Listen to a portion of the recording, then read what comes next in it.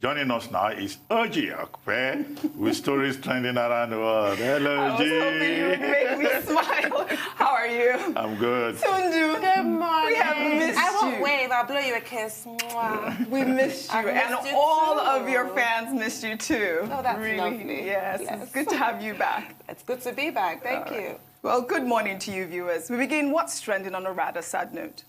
The murder of a 22-year-old 100-level student at the University of Benin in Edo State, Nigeria, has got many users on social media outraged. Vera Walia Omozuwa was raped and brutalized inside a church on May 27th. While studying at the church, Vera was attacked by some unidentified men. As she struggled to defend herself, the men smashed her head with a fire extinguisher, leaving her unconscious. Vera died at the intensive care unit 3 days after she sustained head injuries.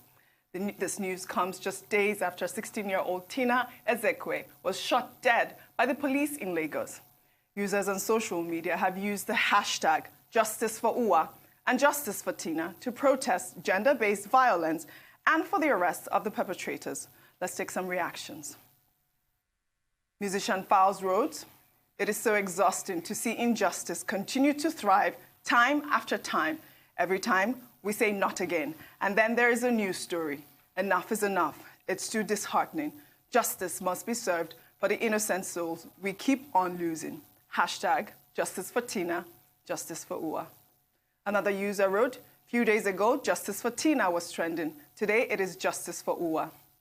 The Nigerian state must do all to protect our young girls. Their lives matter, and any criminal who attacks and ends it brutally must be brought to justice." Some users toed the gender line. One user wrote, "My heart breaks so much at the evil men can orchestrate. Indeed, we are tired of wearing irresponsible men in our societies and having all sorts of atrocities. The need to teach and raise a better generation of men increases daily. Rest in peace. Hashtag Justice for Uwa." Finally, a user, Dr. Craze, wrote, "Nowhere seems safe anymore. Not school, not the market, not the streets, not in our house, not even the church. Hashtag Justice for Uwa." All right. It's awful. It's an absolutely unspeakable tragedy. We discussed this briefly earlier on the news headlines. My take on it is that I agree with all of the posts that you've shared. They all raise really valid points. Somebody made a comment to me that I actually found quite offensive, saying this poor woman was studying in church. You know, if it was somewhere else, then we understand, but she was in church. And I was like, even if it was somewhere else, we don't understand. Predatory behavior is unacceptable anywhere. The fact that it's a church even makes it worse, yes. But it's not about women modifying their behavior, because another person also said, oh, maybe she should have had somebody with her. She is a young woman in Nigeria. We have the freedom, or we ought to have the freedom, to move around alone, to be able to sit alone in a quiet space, which I imagine is why she went to that church. Yes, and it's a frequent place that she goes. She goes there to study every time. It's an absolute, there's no back and forth about it. It's absolutely tragic. Yeah, the reactions all over social media is Well, there are two tremendous. issues here. Let's take them one after the other. The first one is rape and violence against a person. And as Tundon pointed out, we all agree that, you know, rape in any form is savage conduct. It's a very serious crime. And the young lady in Benin, there is no justification whatsoever. It doesn't matter whether she was in church or she was reading or she was doing anything else. Nobody has a right to violate a person or to kill her. Now, a number of issues in relation to this. I raised the point earlier that rape here is like we're having more rapists because the punishment is not harsh enough. The criminal code in section 357 and section 358 deals with rape. Section 252 of the penal code also addresses rape. Section 1 of the Violence Against Persons Prohibition Act also deals with rape. But I keep insisting that, you know, in terms of the laws, the body of laws that we have, the punishment is not stringent enough. The burden of proof is unfairly weighted. And because of that, I guess people just commit, rape and get away with it. So we need to take a second look at the laws. There are persons who have even recommended castration for any man that rapes a woman, and then that the body of laws need to be expanded to also make a man raping a man a crime, or a woman raping a man or raping a woman a crime. So the scope of the law needs to be expanded.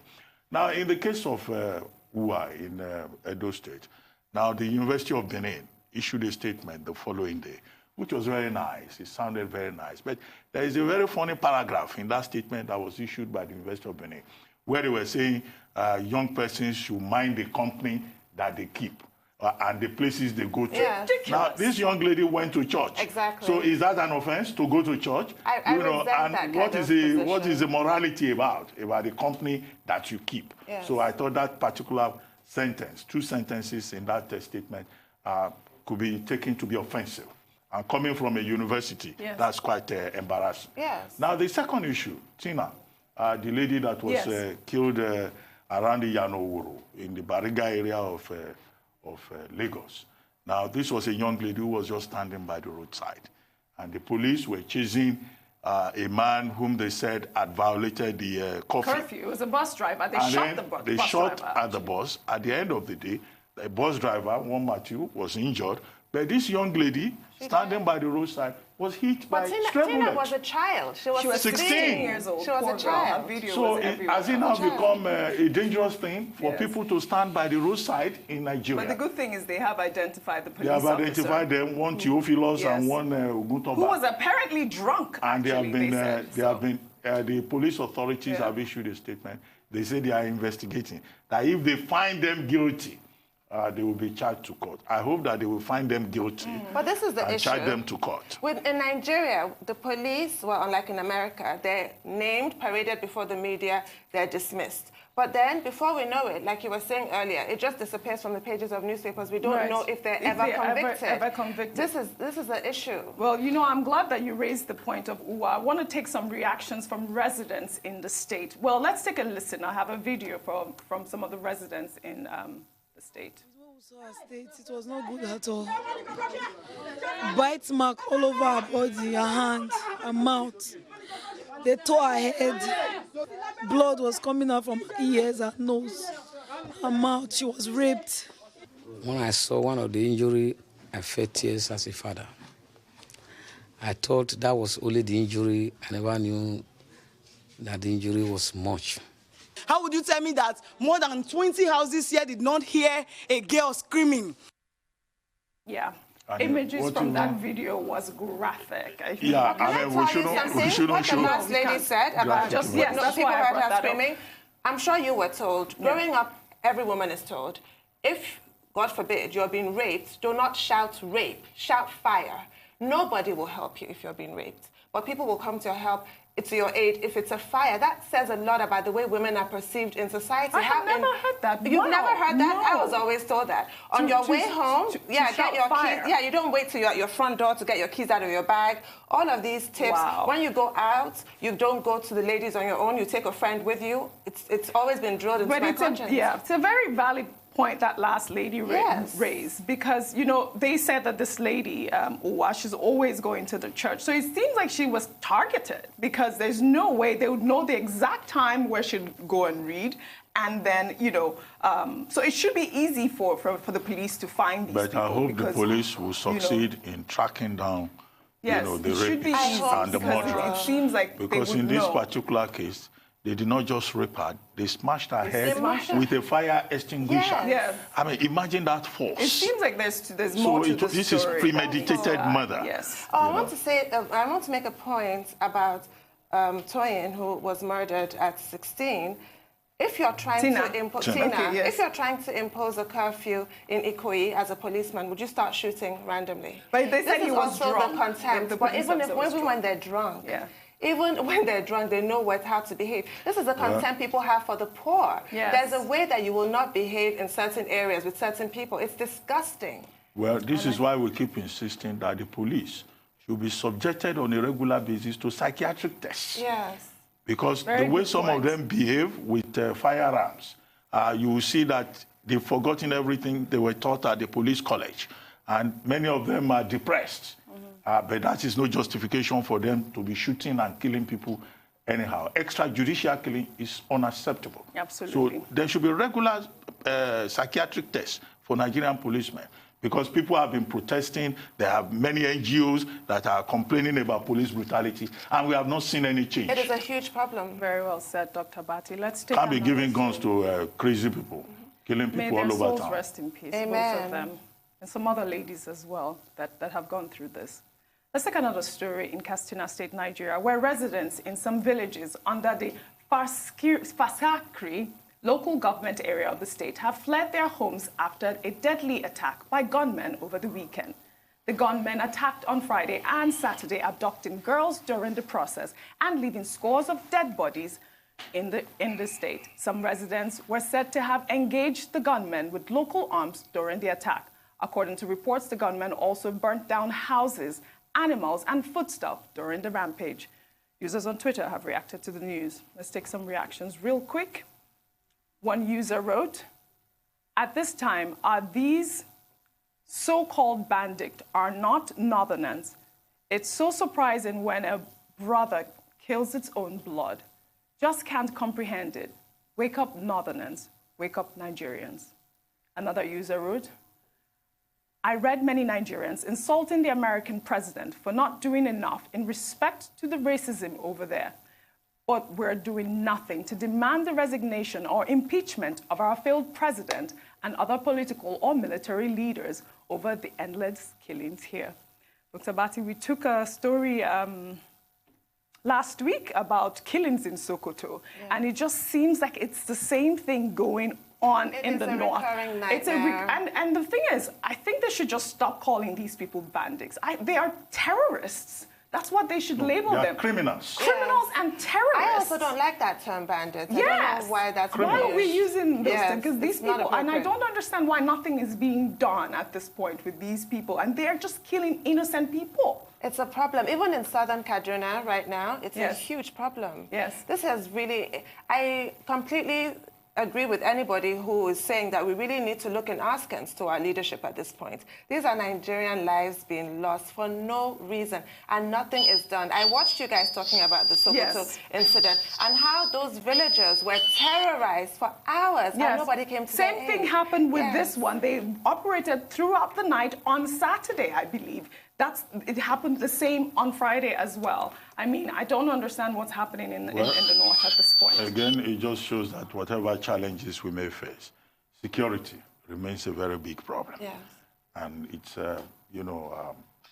time that the government looked in another direction, did something more proactive to check these unnecessary killings that we keep seeing in different parts of Nigeria, really, not just in one part. But we'll take a short break. When we return, what's trending, we'll continue. We'll be right back. Stay with us.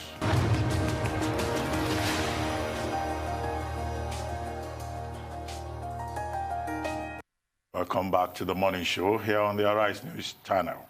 Okpe is still with us here. Review trending stories from around the world. Have you been watching him? Oh my goodness.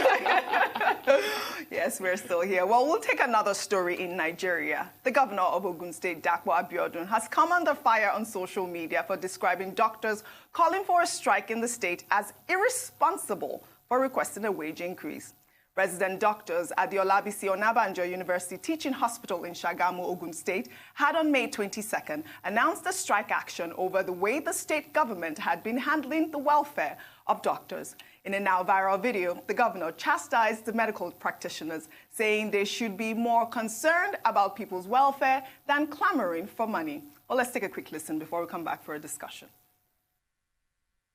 This set of people will be irresponsibly requesting for a wage increase. And this set of people are people that we have entrusted our health to at a point in time like this. I am sorry. I'm very disappointed. And I think that is what I will say for now. I'm beginning to wonder, as being speculated, that this may actually have political inclinations. That these people may be politically sponsored. I hate to believe it, But at this point in time, anything is believable. If you sit down people who are educated, people who went to medical school, who graduated, whose charge is to look after people, that is what they are charging. That is what should be paramount to them, not money. And we've done our best. Wow. I don't even know where to start with that. We know about the Hippocratic Oath and what have you. Doctors have this huge Everyone duty knows that. To take care of people, but doctors are people too. This kind of outburst seems to suggest that doctors are greedy, whereas asking for a living wage, asking for appreciation, actually. I mean, I don't know if this is the way to respond to that type of... It strikes for me the wrong note, especially in the pandemic. A report that I read did not talk about salary increase. It stated that the doctors are asking for hazard allowance. Hazard allowance? To enable them, very important. You know, contribute more to the fight against COVID-19 in the state. Now, you may say that 100,000 naira per month may be on the high side as hazard allowance, but what you have seen is that across the country, both at the federal level and at the state level, there has been this talk about hazard allowance for healthcare workers, doctors and nurses who are exposed to enormous risk in trying to help the war against COVID-19. So in that regard, I do not think that the governor should just dismiss the request for this hazard allowance. I think the state government should sit down with the associations, the relevant associations, and try to reach some kind of middle ground. If the state government cannot pay them up to 100,000 as hazard allowance, then of course they can reach some consensus. Secondly, I mean, the health sector is one of the major priority areas for Governor Abiodun of Ogun State. Only recently in January, when Tomi Koka, the Commissioner for Health, addressed a press conference, she made it clear that the governor is committed to refurbishing facilities, providing for training, and revolutionizing the health sector in Ogun State. Now, if you want to revolutionize the health sector and provide infrastructure, I think it's also important to also take a look at the human element, that is involved in that equation. And as for having a political undertone, where the governor himself admits that he cannot prove that. I hope that's the implication of what he said. I hope that's a very convenient way of dismissing, the request by the doctors. But we should realize that these are professionals. Exactly. And, it's important to look into the matter. Because even after COVID-19, they will still be in that state as major stakeholders. Yeah, I mean, across the world, people are applauding healthcare workers. For carers. So here, in any part of Nigeria, we should not just dismiss our healthcare workers, whatever may be their demand. I don't understand the outburst. I mean, people are even saying that, okay, so what is the big deal? You also have allowances, your wardrobe or your other. Why don't you just cut those allowances and pay our doctors? Exactly. That's exactly what could be. That's a better response than anything else. This was completely inappropriate as a response. It's not about the governor's wardrobe. No, I'm just saying. You can set up a small committee, look at the request, weigh it against existing framework, and then take a decision and show truly that, look, the human element is important in revitalizing the health sector in Ogun State. That's how to do it. Absolutely. Very well said. Well, let's take another story, Nigeria. Former President Olusegun Obasanjo has come under fire on social media for sacking some of his staff and not paying overdue salaries. In an alleged letter by the head of Human Resources Administration and Procurement, the management of the Olusegun Obasanjo Presidential Library said the organization was overwhelmed by the adverse effects of the coronavirus pandemic and found it hard to sustain its workforce. The letter went on to demand resident employees to hand over the company's properties in their possession before final entitlements, if any, will be paid. Let's take some quick reactions. One user wrote, "They have been owing salaries since last year.